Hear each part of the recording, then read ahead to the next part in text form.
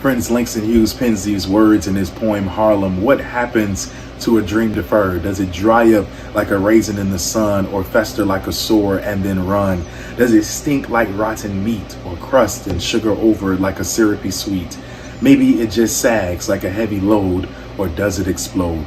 All of us have had to deal with the notion of deferred dreams. Even Jesus had to deal with this notion as he was baptized in the River Jordan, but had his dreams deferred as he entered into the wilderness for 40 days and 40 nights to be tested by the devil.